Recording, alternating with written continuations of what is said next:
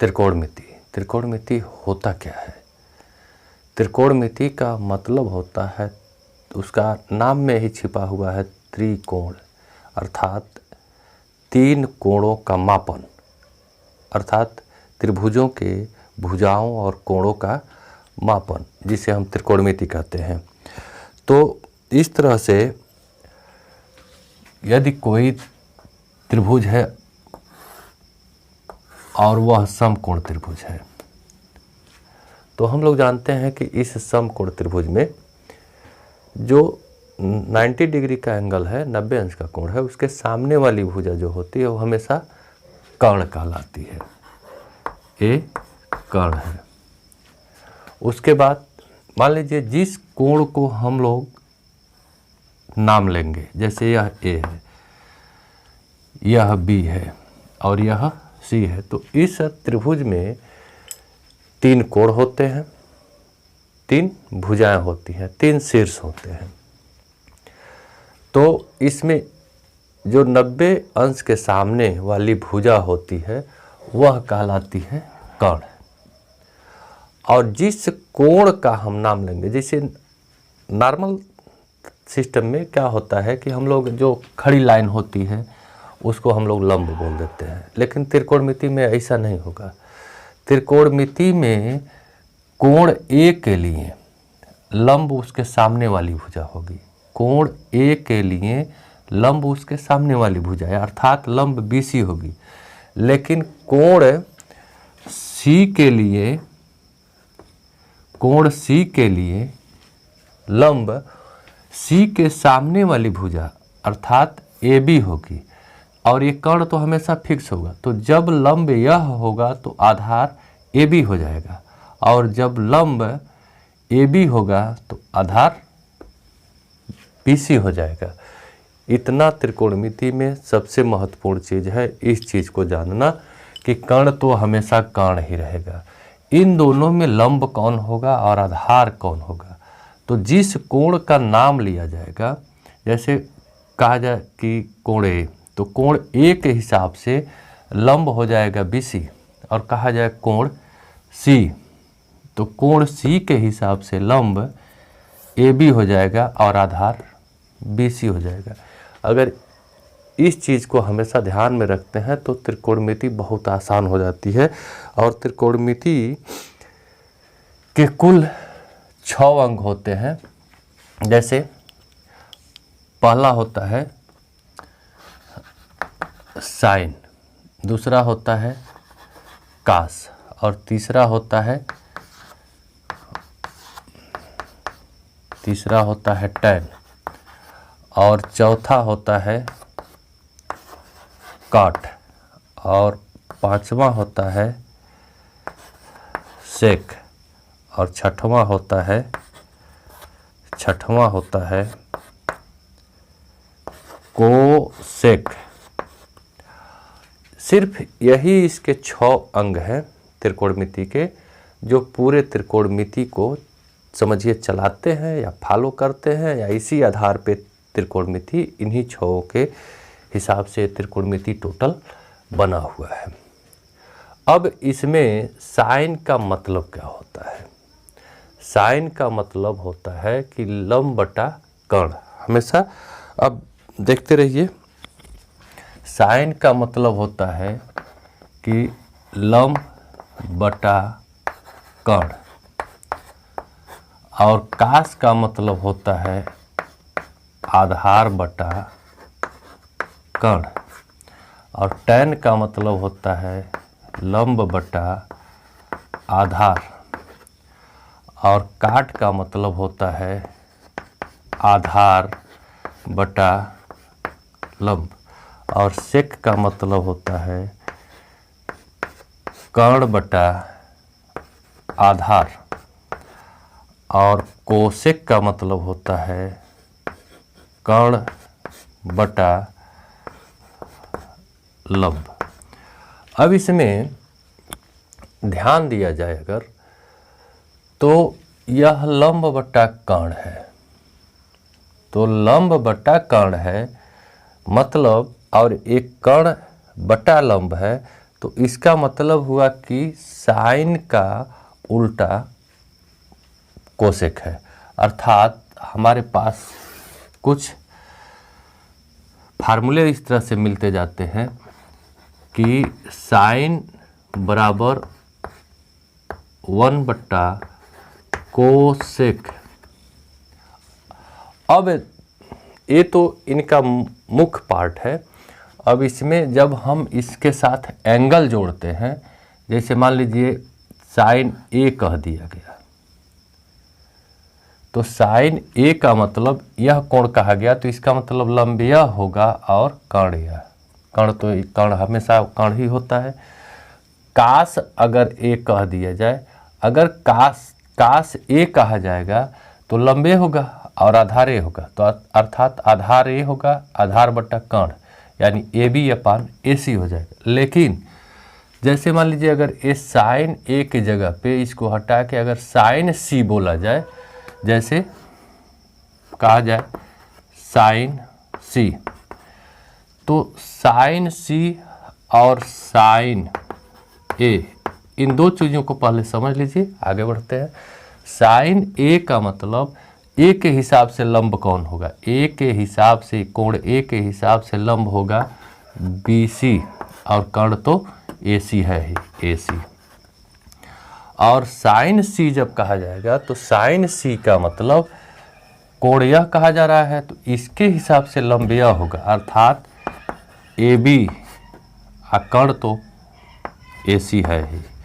तो इस चीज़ को हमेशा ध्यान रखिएगा, किस कोण को बोला गया, ए को बोला गया कि सी को बोला गया कि बी को बोला गया। तो इस तरह से कोण के सामने वाली भुजा, कोण के सामने वाली भुजा ही लंब होती है, और एक कर्ण फिक्स होती है, जो तीसरी बचती है वही आधार हो जाती है। तीन ही भुजाएं होती हैं, एक कर्ण फिक्स होती है, और जो कोण बोला जाएगा उसके सामने वाली भुजा लंब हो जाती है, और जो तीसरा भुजा बचता है वही आधार हो जाता है। और इस तरह से हम लोग इसको मिटाते हैं। ऐसा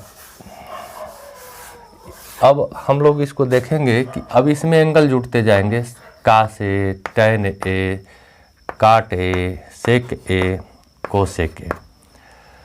तो इस तरह से साइन ए बराबर 1/कोसेक ए। लेकिन अगर कहा जाएगा अगर साइन सी, तो उस समय हो जाएगा 1/कोसेक सी, कोसेक सी बोला जाएगा। तो इस तरह से कास किसका उल्टा हुआ, तो कास ए, तो कास में आप देखेंगे कि यह आधार है, और यह आधार है तो आधार बटा कर्ण है, तो ये कर्ण बटा आधार सेक है, तो अर्थात कोसेक का उल्टा हुआ 1/सेक ए। उसके बाद टैन लंब बटा आधार है, तो काट आधार बटा लंब है, अर्थात टैन ए बराबर 1/काट ए। इस तरह से इन तीनों के उल्टा शो कर दिया गया है। अब पुनः आप कोसेक ए को लिखना चाहें तो कोसेक ए बराबर क्या हो जाएगा, तो कोसेक का उल्टा साइन, अर्थात 1/साइन ए। तो फिर सेक का उल्टा क्या होगा, सेक ए, तो सेक किसका उल्टा है, तो कास का उल्टा सेक है, तो सेक का उल्टा कास, अर्थात सेक का उल्टा हो जाएगा 1/कास ए। फिर टैन का उल्टा काट है, तो काट इधर आएगा, टैन इधर जाएगा, तो काट ए का उल्टा हो जाएगा 1/टैन ए। इस तरह से हमको 1 2 3 4 5 6 फार्मूले और मिल गए। 1 2 3 4 5 6 फार्मूले इस तरह से हमको सूत्र त्रिकोणमिति के और मिल जाते हैं। उसके बाद हम लोग चलेंगे चतुर्थांश में। चतुर्थांश में जब चलेंगे तो हम लोग जानते हैं कि किसी भी तल के जो समतल है उसके कुल 4 भाग होते हैं 90 डिग्री पे। तो इसको x अक्ष और इसको y अक्ष मानते हैं। तो इसको हम कहते हैं प्रथम चतुर्थांश। तो इस तरह से हम घड़ी के उल्टा चलते हुए गिनते हैं। तो यह हो गया द्वितीय चतुर्थांश, यह हो गया तृतीय चतुर्थांश और यह हो गया चतुर्थ चतुर्थांश। इस तरह से कुल 4 भागों में यह तल बढ़ जाता है, जिसमें इस तल का वैल्यू क्या होता है। इस तल का वैल्यू चूँकि यह 0 अंश है, ये 90 अंश है, यह 180 अंश है और यह 270 है।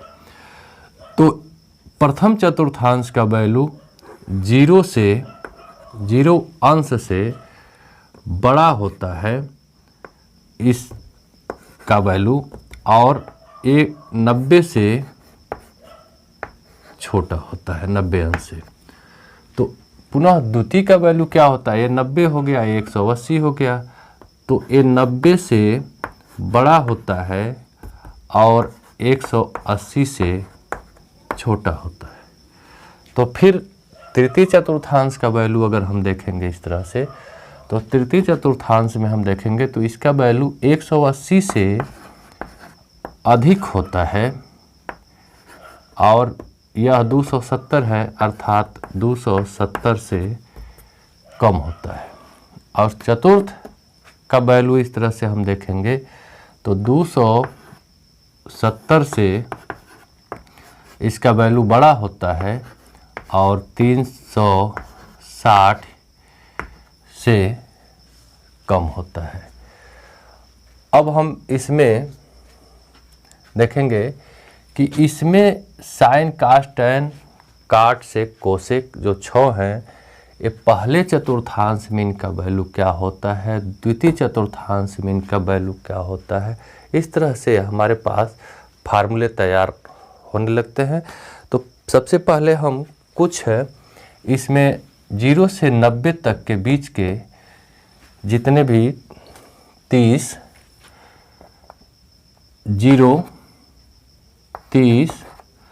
45, 60 और 90 जो हैं, इसमें हम सबका वैल्यू देखेंगे कि इनका वैल्यू कितना होता है। मान लीजिए कि यह साइन है, तो साइन 0 अंश का वैल्यू क्या होता है, 30 अंश का वैल्यू क्या होता है, 45 का वैल्यू क्या होता है, 60 का वैल्यू क्या होता है और 90 का वैल्यू क्या होता है, और इसको कैसे आसान तरीकों से याद कर लिया जाए वो भी तरीका बताते हैं। पहले देख लीजिए, साइन 0 का वैल्यू 0 होता है और साइन 30 का वैल्यू 1/2 होता है और साइन 45 का वैल्यू 1/कड़ी में 2 होता है और साइन 60 का वैल्यू कड़ी में 3/2 होता है और 90 का वैल्यू साइन 90 का वैल्यू 1 होता है। फिर कास का जब वैल्यू हम चेक करते हैं, कास का वैल्यू, तो चूँकि इसको आप इधर से अगर लिखते चले आते हैं तो वैल्यू उसका निकल जाता है। इधर इसका 1 है तो इसको इधर कर दीजिए 1, तो फिर कड़ी में 3/2 यहाँ कर दीजिए, कड़ी में 3/2 यहाँ कर दीजिए। फिर इसी का नंबर आ गया तो 1/2 यहीं रह जाएगा। फिर इसका वैल्यू 1/2 यहाँ हो जाएगा और ये वैल्यू चला जाएगा यहाँ। तो इस तरह से कास 0 का वैल्यू 1 होता है, कास 30 का वैल्यू कड़ी में 3/2 होता है, कास 45 का वैल्यू 1/कड़ी में 2 होता है और कास 60 का वैल्यू 1/2 होता है और कास 90 का वैल्यू 0 हो जाता है। फिर हम टैन के वैल्यू को कैसे निकालें, तो टैन के वैल्यू के लिए टैन का एक फार्मूला होता है कि टैन थीटा जो भी है, थीटा हो या ए हो, चाहे बी हो चाहे सी हो, अगर ए होगा तो ए आगे वाले भी ए हो जाएंगे, थीटा होगा तो यानी ये जय अंश से होगा उतना अंश यहाँ लिखना पड़ेगा। तो यह tan ए बराबर होता है sin ए बटा cos ए, अर्थात sin 0 के वैल्यू में cos 0 के वैल्यू का भाग दे दें तो tan 0 का वैल्यू निकल जाएगा। sin 30 के वैल्यू में cos 30 के वैल्यू से भाग दे दें तो tan 30 का वैल्यू निकल जाएगा।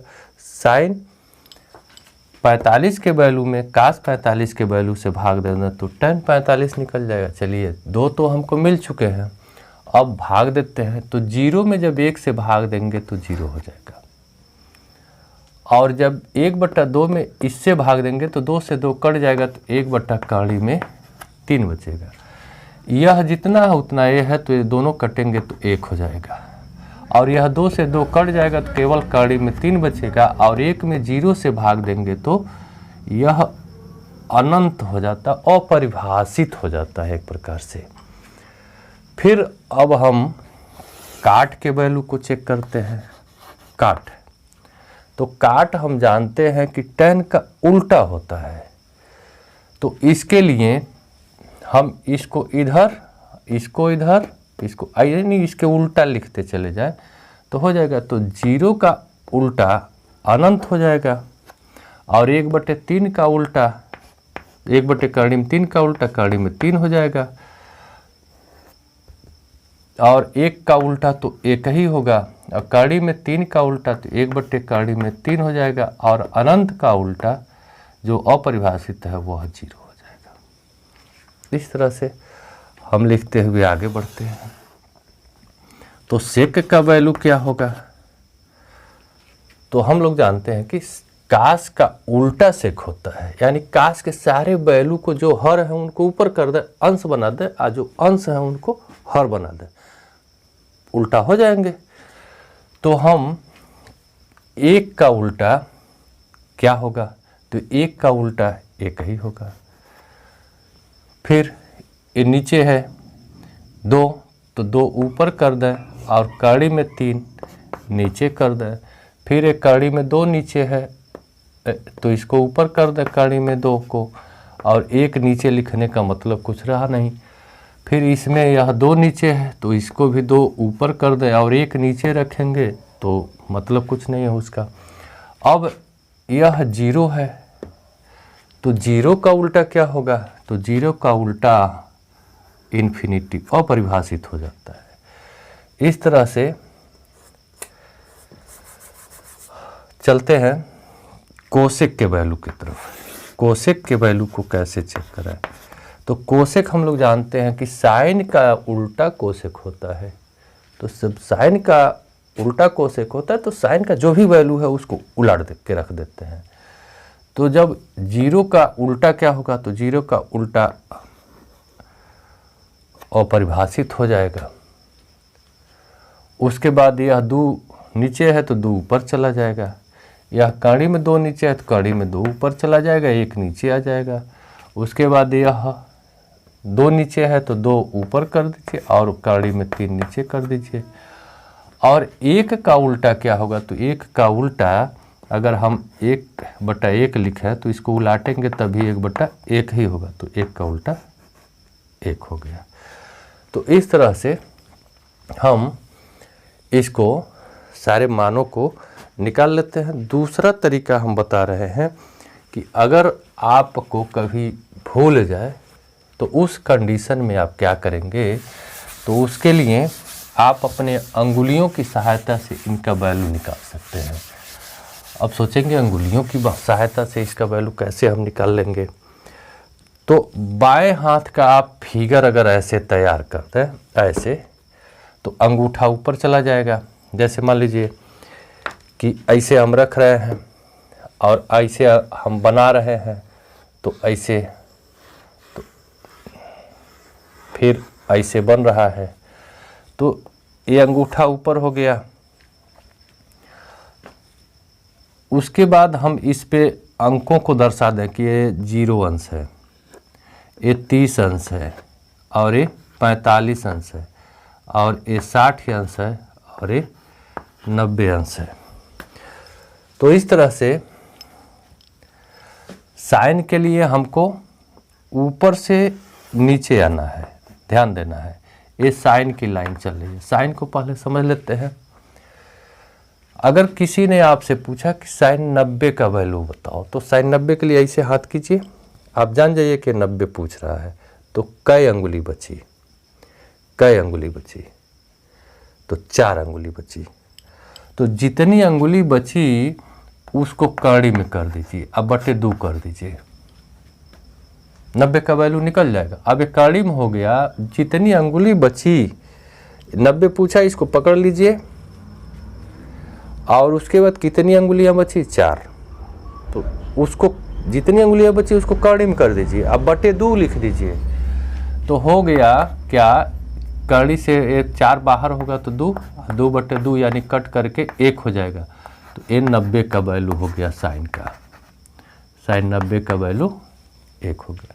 अगर किसी ने पूछा साइन 60 का वैल्यू बताओ, तो साइन 60 का वैल्यू इस पे है, इसको पकड़ लीजिए, हमेशा नीचे देखिए क्योंकि जो बनाया गया है हमेशा नीचे। कितनी अंगुली बची 3, तो 3 को कड़ी में कर दीजिए, अब बटे 2 कर दीजिए, ये साइन 60 का वैल्यू हो गया।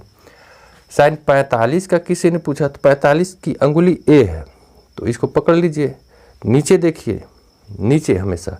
तो कई अंगुली बची 2, तो उसको कड़ी में 2 कर दीजिए, बटे 2 कर दीजिए। तो अब ये क्या होगा, कड़ी में 2, और 2 को हम लिख सकते हैं कड़ी में 2 गुणे कड़ी में 2, तो एक कड़ी से एक कड़ी 2 कट गया, तो बचा क्या 1 बटे कड़ी में 2। आपसे कुछ किसी ने पूछा, चलिए साइन 30 का वैल्यू बता दीजिए, तो 30 की अंगुली यह है, ऐसे 30 की अंगुली यह है, तो 30 यह है, तो इसको जब पकड़ लेंगे तो क्या अंगुली बचेगा, सिर्फ 1 अंगुली बचेगी। तो 1 को कड़ी में कर दीजिए, अब बटे 2 कर दीजिए, तो 1 हमेशा बाहर हो जाएगा, 1 बटे 2, तो साइन 30 का वैल्यू हो गया। अब किसी ने पूछा 0 की, साइन 0 की वैल्यू बता दीजिए, तो साइन 0 की वैल्यू तो लास्ट वाली अंगुली है, नीचे वाली। अब इसके नीचे कोई तो अंगुलियाँ नहीं है, तो कोई अंगुलियाँ नहीं है, तो वो 0 हो गया, 0 बटे 2, तो क्या हो जाएगा 0, तो साइन 0 का वैल्यू 0। इस तरह से हम अपने अंगुलियों की सहायता से साइन, कास, टैन सबका वैल्यू हम निकाल सकते हैं। अगर कास के लिए यही वैल्यू आपको निकालना है, तो कास के लिए आप क्या करेंगे, हमेशा ऊपर देखेंगे। जैसे साइन के लिए तो आप ऐसे आए, नीचे आए, नीचे देखना था, लेकिन कास के लिए आप ऐसे ऊपर देखिए। आपसे किसी ने पूछ दिया काश 0 का वैल्यू बताइए, तो हम ऐसे अंगुली करेंगे, तो काश 0 अंग कानी इस अंगुली पे बैठा है, जिसको हम अपने भोजपुरी भाषा में कहते हैं कानी अंगुली। तो कानी अंगुली पे जब 0 बैठा है तो हमको ऊपर देखना है, तो एक कानी अंगुली हो गई, तो कई अंगुली बचा, तो 4 अंगुली। तो साइन 0 का वैल्यू हो गया, उसको कड़ी में कर दीजिए 4, अब बटे 2 कर दीजिए, तो 2 बटे 2 हो गया, बराबर 1 हो गया। कास 30 का वैल्यू, तो कास 30 कहाँ बैठा है, इस पे, जिस पे हम लोग अंगूठी पहनते हैं या किसी शुभ मुहूर्त वगैरह में पैती वगैरह पहनने का काम करते हैं, जिस अंगुली में, उसको हम लोग कहते हैं। तो अब साइन 30 का वैल्यू इसमें पूछना है, इसको पूछ रहा है, तो कई अंगुली बचा 3 अंगुली, तो उसको कड़ी में कर दीजिए, अब बटे 2 कर दीजिए, तो ये साइन 30 का वैल्यू हो गया। इस तरह से कास के लिए आपको ऊपर देखना है, साइन के लिए नीचे देखना है। सबसे इजी तरीका है त्रिकोणमिति के मानों को निकालने के लिए। इस मेथड से अगर आप कभी भूल भी जाते हैं, बस इतना याद रखना है, कई अंगुली बची उसको कड़ी में, अब बटे 2, कई अंगुली बची उसको कड़ी में, बटे 2।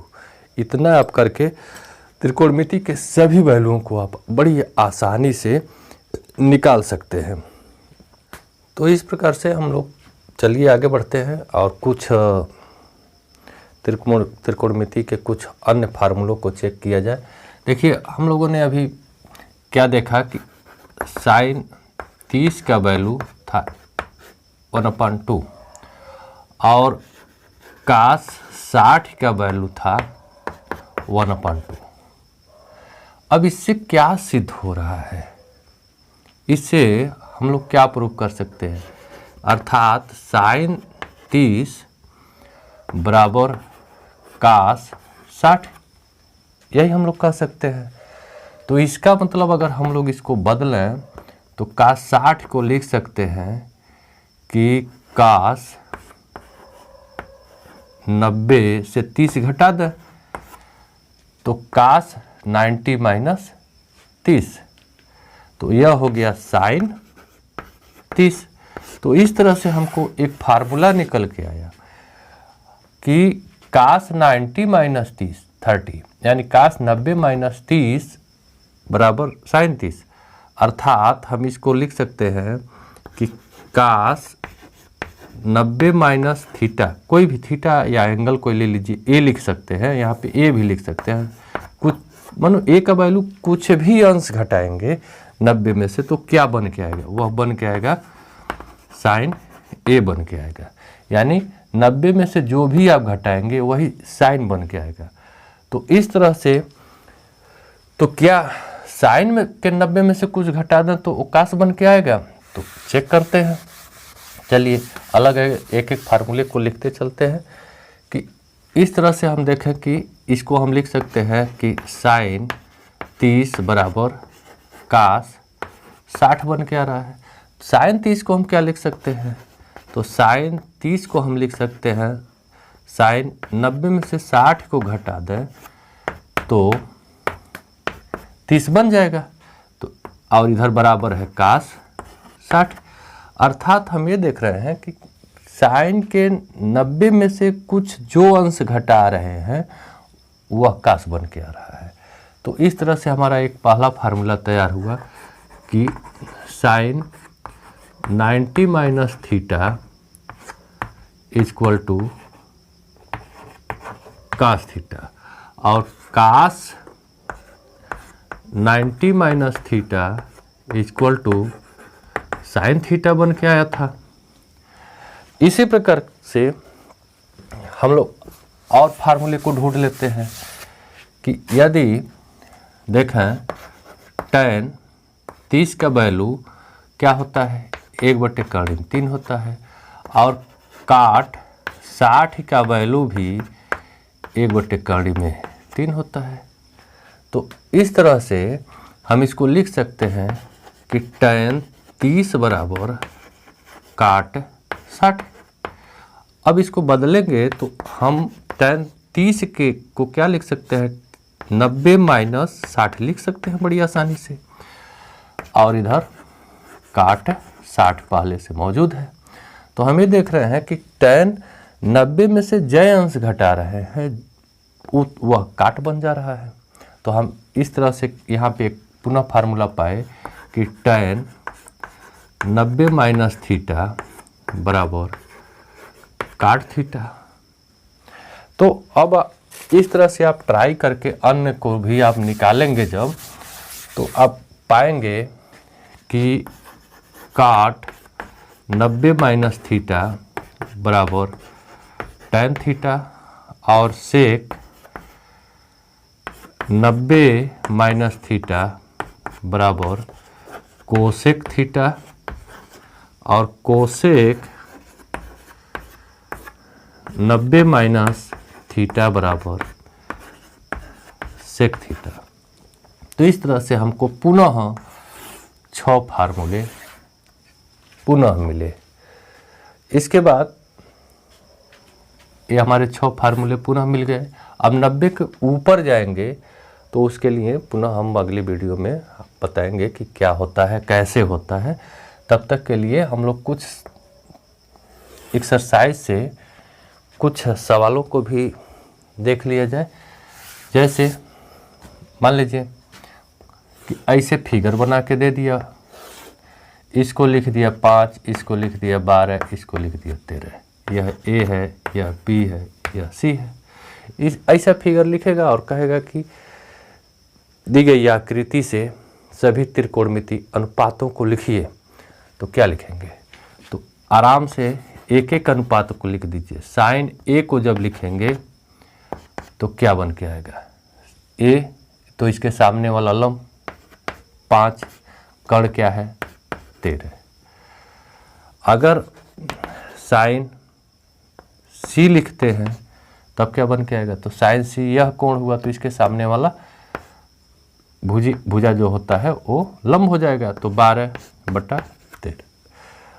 इसी तरह से कास, चूंकि सबका अगर कहा है तो कास ए को आप निकालेंगे तो कास ए का वैल्यू क्या निकल के आएगा, तो कास ए, तो ए के सामने वाला लंब होगा। अब कास का मतलब होता है आधार, तो ए लंब हुआ तो ये आधार होगा, तो 12/13 हो गया। इस तरह से tan ए का वैल्यू क्या होगा, तो tan ए का वैल्यू यानी लंब बटे आधार है, यानी 5/12 होगा। तो काट ए का वैल्यू क्या होगा, तो काट का मतलब आधार बटे लंब, अर्थात ए का मतलब लंब हो ए हुआ तो लंबे हुआ आधार ए हुआ, तो काट का मतलब आधार यानी आधार 12 और लंब हो गया 5। तो सेक ए का वैल्यू क्या होगा, तो सेक का मतलब होता है कर्ण बटे आधार, तो कर्ण हो गया 13, आधार हो गया 12। तो कोसेक क्या होगा, कोसेक ए का वैल्यू, तो कोसेक ए का वैल्यू हो जाएगा कर्ण बटे लंब अर्थात 5। तो इस तरह से दूसरी एक्सरसाइज की तरफ हम लोग चलते हैं कि दे दिया कि 5 cot थीटा बराबर 8 हो तो साइन थीटा का मान बताइए क्या होगा।